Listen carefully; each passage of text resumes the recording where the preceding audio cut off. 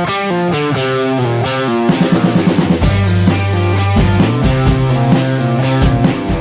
upon a time, you used to be mine.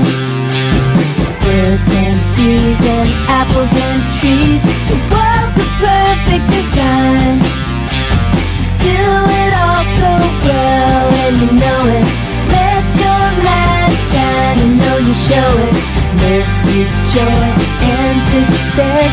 Every day is a chance for happiness. Yes, we can live a beautiful, crazy plan. Hello and welcome to the Great Song Adventure.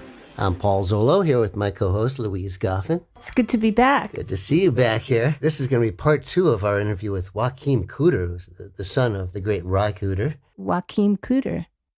And that title, too, is so cool. Everyone Sleeps in the Light, because it's such a wonderful song title, because it's kind of backwards. You know, we sleep in the dark, but it makes you think. Immediately you hear that, you start thinking about it, you know, and it kind of opens up, you know, your mind in a different way. Totally.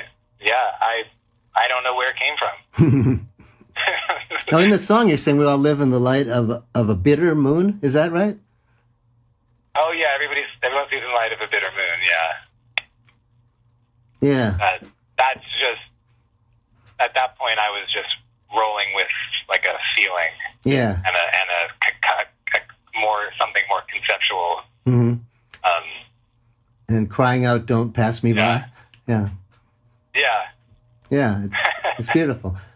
Cool. I'm glad you liked it. You know, I could tell you're not a guitarist because, like, this song is in E flat, and guitarists so rarely ever write an E flat. I think you have 2 songs. Like, "Calm My Mind" is like E flat too, I believe, and C minor. Oh, yeah? Yeah. Oh, that's true. You're right. See, because it all comes from the Mbira, and the key is not.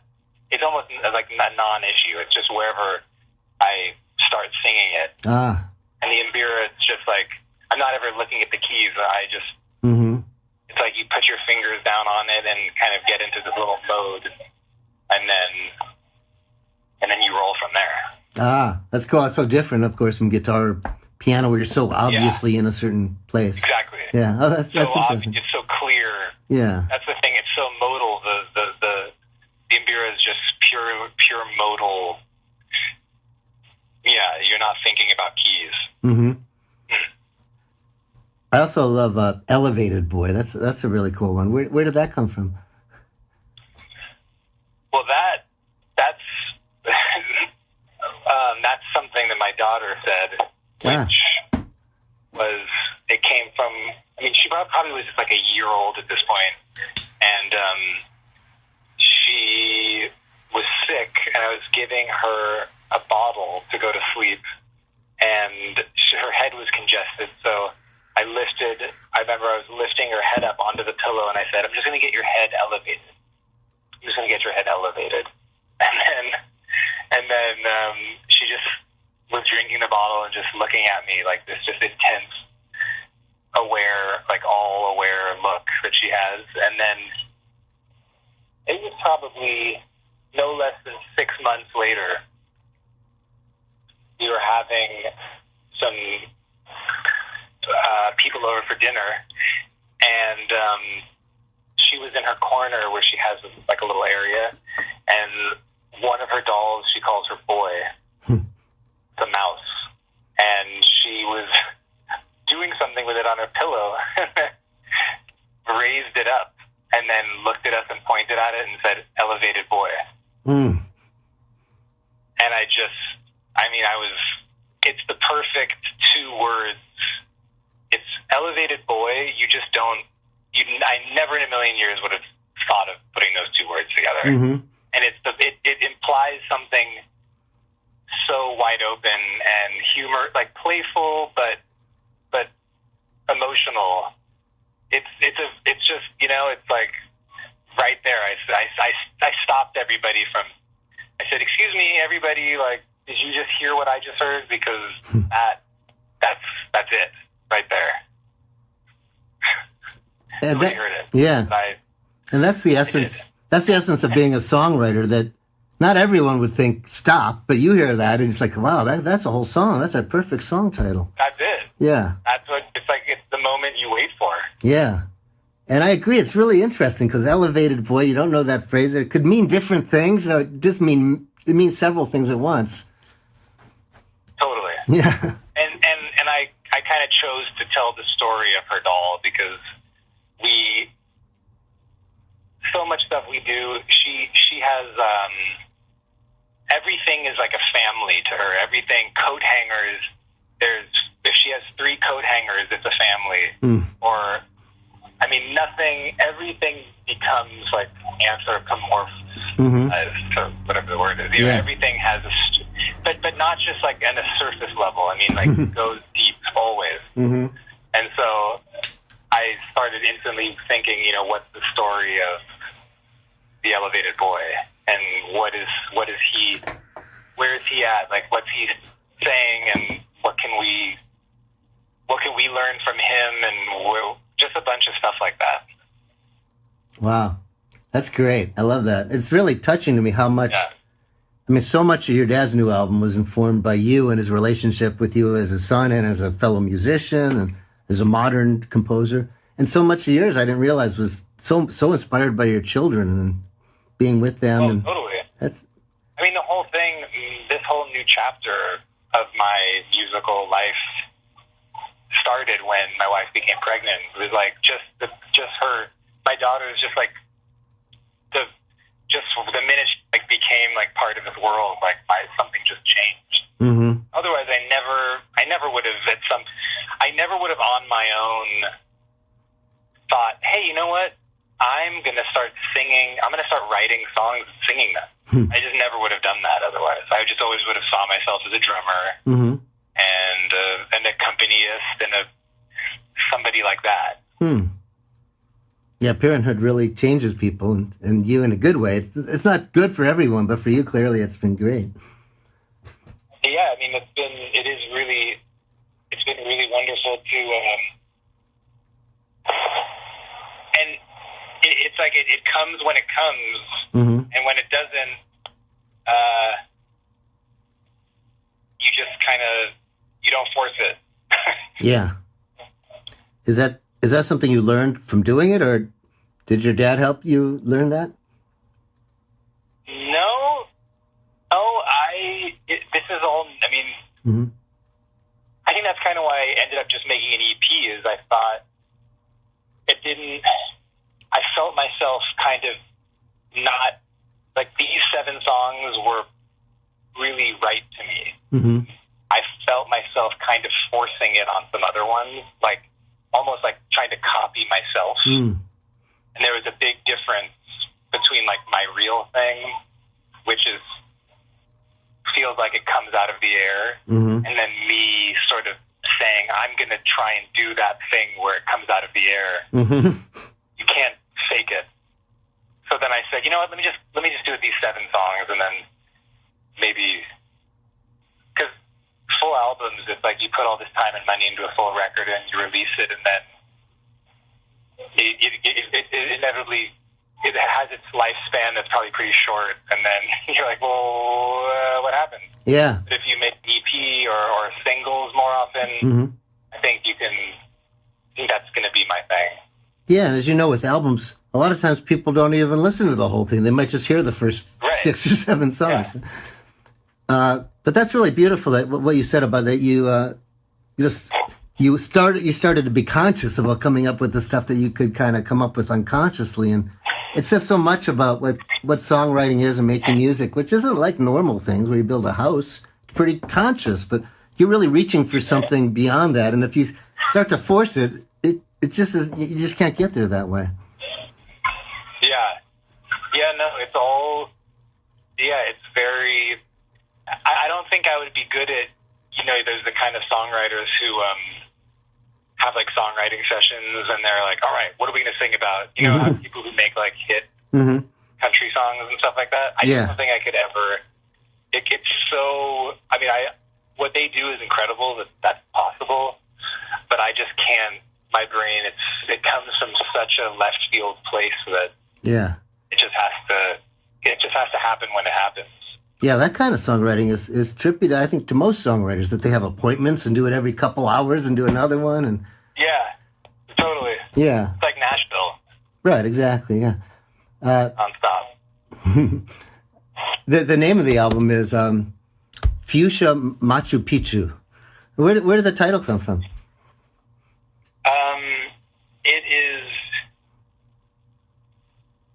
It was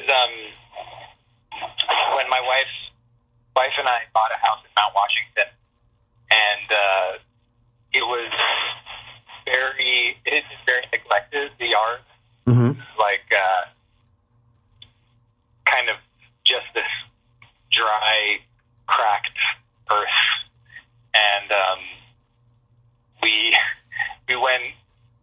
We didn't know much about plants at the time. Now we're all, like native plant people. But at the time, we just went down to the Home Depot and was going up and down the aisles and found a fuchsia plant, and it was called Fuchsia Machu Picchu. I guess it's like the varietal of fuchsia plant. And we thought, that is a trippy title. Let's buy this plant. And then we planted it just right outside our backyard, and I would go out there and water it and kind of just start. It was very addictive to say Fuchsia Machu Picchu, so I kind of just started singing it and to the plant, and then it just became this thing that I would just sing driving around and got stuck in my head. So then when I went to Nashville with to produce a friend's record, I had the electric and beer with me, and I just did it. I think because I was in Nashville, not in LA, I just saw I was able to just start singing it as a real song, and I thought, wait a minute, I could actually turn this into a song and sing this for people, not just my plants. That's the other thing I learned, is that it's good to sing to your plants. That's cool. Yeah, I just assumed wrongly that was just a cool kind of title you made up. Yeah. That's interesting. No, it's totally real. Yeah. Just singing to it, willing it to grow. Wow. That's great. I love that. Also, I wanted to ask you about Calm My Mind. Where did that one come from? Do you remember? Well, that was, it's sort of like a Big Sur, Northern California, meditative. That was the second song I ever wrote. It was started with Fuchsia Machu Picchu, and then I did Calm My Mind. Oh. And I was in, again, it just comes from these Mbira patterns and the melody. I had just, I keep coming back to these kind of like banjo. Oh, I know what it was. We spent a day in the studio with, I'm blanking on her name, Valerie June. Okay.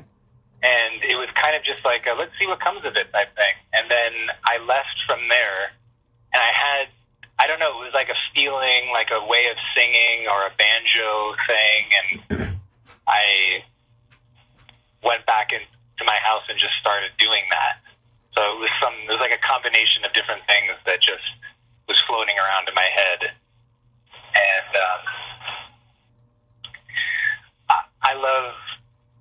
I'm also inspired by a lot of books and writers, and it's obscure, but there's this writer named Kem Nunn, and he wrote a book called Dogs of Winter, and it takes place all up in Northern California on the beach, and it's gray, and it's not like Southern California at all, and the sharks, and there's a different feel. There's a different feeling here. The beach is not like a party, like a Southern California party beach. It's more like a lonely, gray place, which I loved. And so that's somewhere in all those things I just said is what Calm My Mind is. Nice. Well, I think that's why the songs resonate so much, because they all grew out of your life. They emerged, like you said. They weren't contrived. They came in a real way, and Yeah, exactly. I think we can feel that. Beautiful. And so right now you're on tour with your dad, with the band. How's that going? It's going really well. I met this incredible saxophone player back in LA named Sam Gendel, and we do my show now as a duo. So we've been opening for my dad's shows, and then him and I are in my dad's band.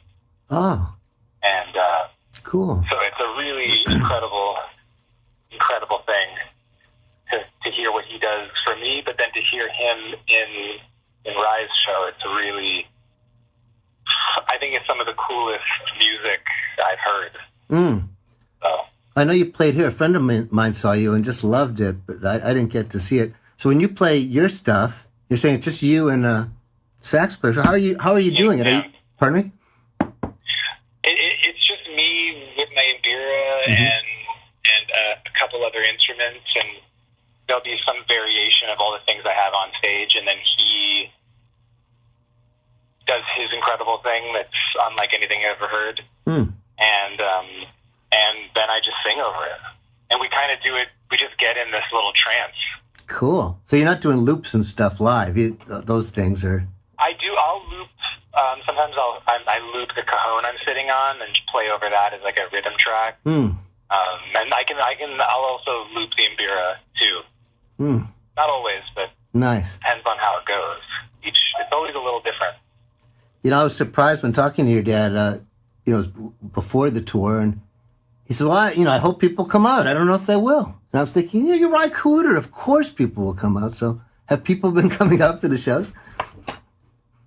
Yeah, I mean, they've been pretty much all sold out. Yeah, good. We just played Massey Hall in Toronto, and that place was huge. I was surprised to hear that. Is he generally not optimistic about things? I mean, that to me seemed kind of unusual that he would say that, because he's been around for a while. He clearly has You never know. Yeah? I think no matter who it's just like you never know. You see, like, I'm going to do this thing, and it's just like, you have no idea what's going to happen. Yeah. I mean, yeah, it's just always, it's its own animal, kind of, the live show thing. You show up and you see what happens. Yeah. There was no LA show originally planned. Are you going to play here, do you know? No, he never likes to play in Los Angeles. And he told me that. Why not? That's his hometown. I think he doesn't like to play in LA because it's like so many people, and they all expect so much from you. Like, they want to be on the list, and they want to know, where is the show? How do I get tickets? People literally cannot. They just all the friends, like so many friends, and they all expect so much from you, and he just can't handle that. Oh, okay. I didn't understand, because there are a lot of, obviously, a huge amount of Joachim Cooder fans in this town that would love it. But I see that's a whole other thing that you have to deal with. It's just too stressful. Yeah. Too much. Okay, because some of his fans were saying, no, he's gonna do it. He hasn't announced it yet, but there'll be an LA show, so they're wrong. Those people saying that. I don't think so. Unfortunately, no matter how long. I think there's just, when this tour ends. I mean, San Francisco. He loves playing in San Francisco. So LA people should go to the San Francisco shows. It's a great American music hall. It's a really exciting, good music. Yeah. It's the best music on ever. Yeah, good. That's where I'll go. Touring can be really tough. Is it a fun tour? Does he enjoy touring? Fun is, it's like not, I wouldn't use the word fun. It can be many things. There can be times where it's very gratifying and then so exhausting, and you kind of go in this up and down. It's just very hard. But when the shows are popping and everything is happening in the right way, it's pretty great. Yeah. How about like the rehearsals for it? Does Rye lead the rehearsals? Is he the guy that runs the show? Yeah, I mean, we barely rehearsed for this. Really? We weren't all in the same room together until about 3 days before the tour started. Wow. Yeah, so it was really, like, our very first show was, I mean, we tried a bunch of different things, and it was a bunch of songs, you know, we said, all right, let's not do those songs anymore. You just keep trying. It just evolves. It's a living thing. If you have time during sound check, you try a new thing, and then you assess it at the end, and you're like, all right, that could work, could be better. Mm-hmm. That type of stuff. Yeah. I love some of the songs on the new album. The gospel songs are beautiful, and also Jesus and Woody. That's quite a great song. Yeah, definitely. Beautiful. He said he kind of went in the studio and improvised it, like, musically. He just went in and it happened. That one? Yeah, I wasn't there for that one. Amazing. But I know that's how it went down. He just had the lyrics without the melody. Wow. Something. So when you were growing up, I was interested in what you were listening to musically. Were you listening to the normal stuff kids in America were listening to, or were you listening to different stuff that he was bringing? Yeah. What were you? I probably a little bit of both. I mean, I've always loved good pop music, but I was also exposed to a lot of good music, I think, from a very early age. Mm-hmm. My dad gave me some early on, like, the Meters or James Brown, or I remember he gave me the Band, and just a bunch of good things, and a lot of stuff from other, like worldly type stuff. Mm-hmm. Like a lot of Hawaiian music was always being played in the house. But then, I also like loved the Bengals. Mm-hmm. So it was like a bunch of different stuff going on. And Never, but then there's a bunch of stuff that I didn't hear at all. Like, I never really heard the Beatles. really? There was never any Beatles played in our house until, that kind of came way later in life. Yeah, it was an eclectic mix, for sure. No Beatles. Eh? How about the Rolling Stones? I assume he's not listening to the Stones a lot, is he? I remember first hearing the Rolling Stones when I went to camp in like 7th or 8th grade. But that was never played around the house either. Interesting. Yeah. I thought I was talking to your dad about the new album, that most of the songs are in major keys, and he was really explaining why he likes major keys, and he said, but that you've been encouraging him, do something in a minor key, like that you encourage him to try different things. Oh, well, yeah, I like all that, kind of modal minor key stuff. Yeah. I think that people it's just it's always a groovy thing to get into. That's what I like to do on my Impero too, so. Yeah, I like minor keys too. I thought it was interesting that he doesn't play in minor keys very often. I think the new album just has one minor key song. But he was saying how most gospel songs are in major keys. That's probably the thing. So we were talking about the music business too, and going on tour and making albums. And your dad, besides being a great musician, was someone who's been in this industry for a long time. Did he give you a sense of what this industry was like in terms of, what was happening with the music industry? Was he positive about being a person in this industry? No, I don't. No, there's never anything too positive about the music industry. For any of us, really. Yeah. I mean, to the extent... Those that are, like, making, having gigantic hits all the time, then it's a different story. But he did not discourage you, did he, when, you wanted to become a musician? No, he never discouraged me. Mm-hmm. But when I was doing my own bands and doing stuff, like, we were out there on our own and being quite discouraged enough as is. He didn't need... I was getting enough discouragement just from like trying to do stuff. That's funny. I know having a band in LA, that could be pretty discouraging. You don't need any more than just that. Yeah, totally. Just dealing with club, guys that book it, that could be discouraging. Just to wrap it up, we're talking about, you're writing these beautiful songs, and it gives me hope to hear your stuff, and your dad's album is just so beautiful. But as we're saying, there's a lot of stuff you hear that doesn't have that, that's not authentic. He was decidedly not optimistic about the future of the popular song and the future of music. But you're a lot younger than him. How do you look at it? Do you think music is going to continue in a good way? You think we're going to be okay musically? Will there still be good songs, you think? I just have absolutely no idea because I'm so out of touch with popular music. I don't know what is going on. And when I see, I don't know where it will go because, the people who have it figured out just like show up with a laptop and like a thumb drive and get up there and play like an hour of music for like $10 million. Like these big dance guys, like the electronic guys. Right. I don't know where that goes, like where that ends up. Mm-hmm. Maybe there'll be some sort of it'll swing back at some point and there'll be some kind of like low-fi surgeon. Or I don't know. That's popular music. I don't know. I have no idea because what I do is so in its own thing, and I feel like the answer to that is somebody else will answer. Like it won't concern me because I won't be like whatever I do will just be my own thing. Yeah. Well, that's healthy. And that's necessary to an artist. So you have to stay on your own track. And I understand that. I couldn't even. I wouldn't know how to get on a different track even if I tried my hardest. Yeah. Well, good, because you're on a good track.